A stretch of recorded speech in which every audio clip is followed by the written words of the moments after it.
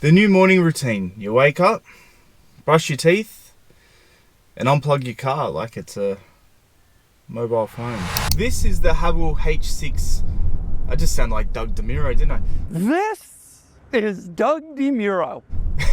This is the Haval H6GT PHEV or PHEV, which means that it's a plug-in hybrid, so it's got a petrol and a electric motor.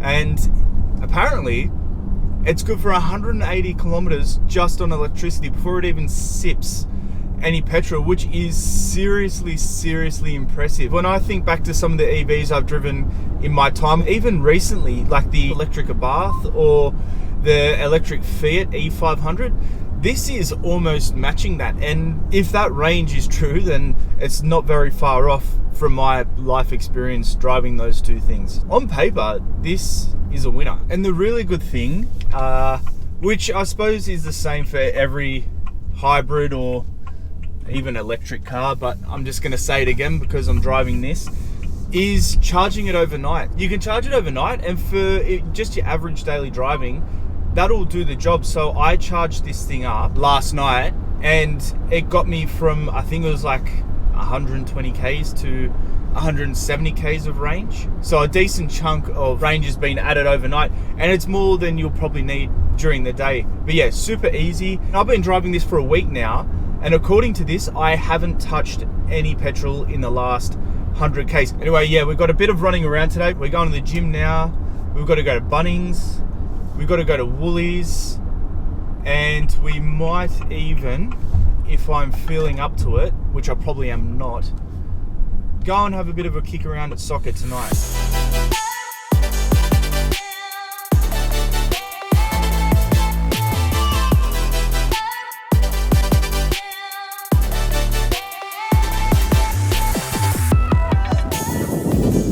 Now, I don't know about you, but I actually think for a Haval, for any car, this is actually quite a good looking car. You've got the massive grille up the front, kind of sleek, sporty roofline here.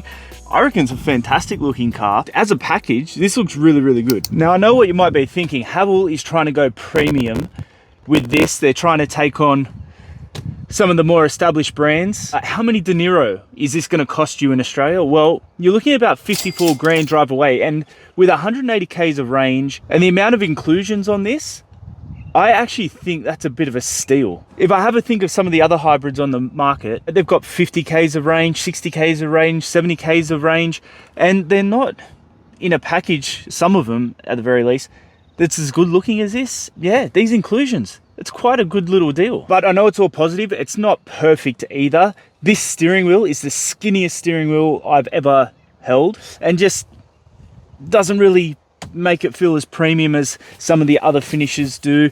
The back seat, while there's room, a little boring. I'll show you that in a minute. And then this screen. So this screen here is 12.3 inches. It's a widescreen setup. You do get Android Auto and Apple CarPlay, as you can see here. However, it is wired. Another annoying thing is, yep, the wire is on this side. So number one, you've got to kind of reach around to plug it in. If it becomes unplugged or whatever, it's not really safe. I would prefer it here.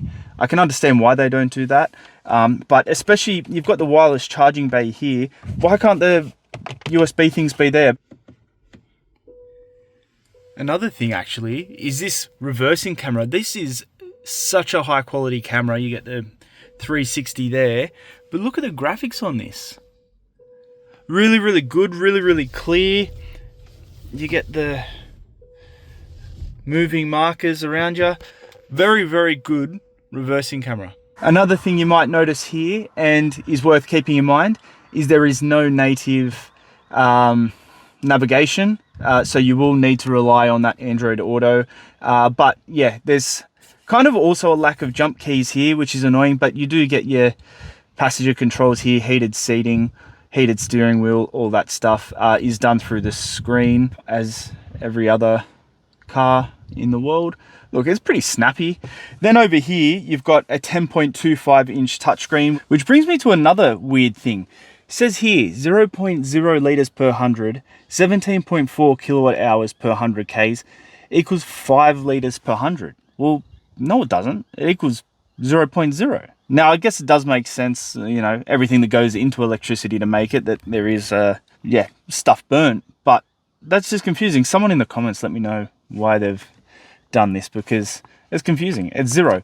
But while I'm talking on that, 5 litres, I think between 5.1 and say 5.5 is where Haval say this will return when the electric battery is out, which again isn't going to be anytime soon, because we've still got 66 k's of range and we've done a fair bit of driving. And these seats are quite nice too. You've got that kind of Alcantara suede material here, faux leather, and it's got a kind of carbon fiber feel to it, perforated.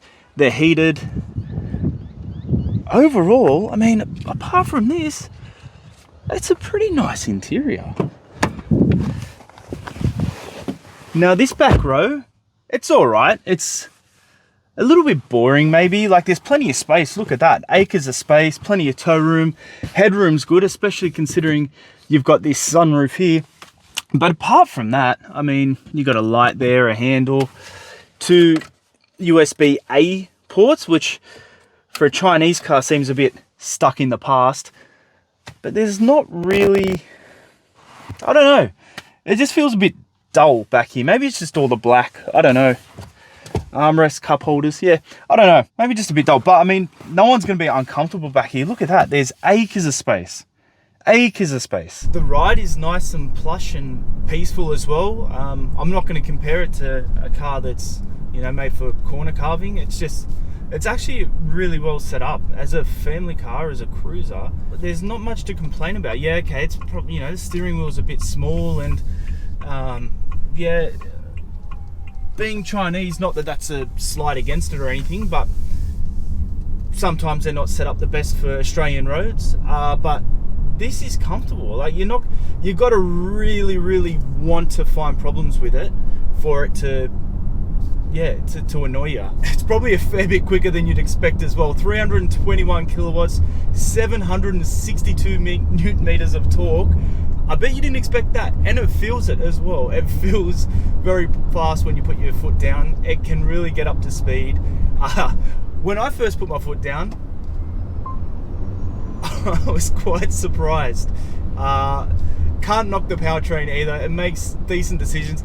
To be fair, I've only really been driving around in electric mode. It has kicked in the petrol motor a few times, but I mean, it makes good decisions, and it just stays in EV mode. I've still got, yeah, 60 k's of range to go too, so I'm not going to have to get out of it anytime soon. So you put the pedal down and it takes off like it's forgotten to set an alarm somewhere, because it just gets going. It's a really impressive drivetrain, to be completely frank. I didn't expect to be saying that. All right, so what's the verdict from my time with this? Well, I mean, it's comfortable, it's quick, it's really well spec'd. 180 k's of range from a hybrid, that is just really good. Yeah, it's not perfect. The screen, you know, there's some things that need to be fixed up there. Not the best steering wheel. You know, there's nothing wrong with the back. I don't know, I just find it a little bit boring. But at 54 grand drive away, this is, I'm thoroughly impressed. And I think something like this, for a lot of Australians who have a bit of that kind of range anxiety when it comes to EVs, this is a pretty bloody good option. Anyway, let me know what you think of the Haval H6 GT in the comments.